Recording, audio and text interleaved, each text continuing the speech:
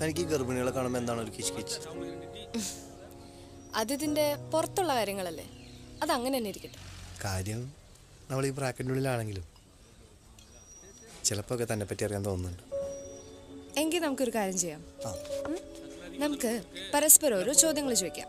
നമ്മുടെ പാസ്റ്റിനെ പറ്റിയിട്ടോ ഫ്യൂച്ചറിനെ പറ്റിയിട്ടോ എന്ത് വേണേലോ. But only one question.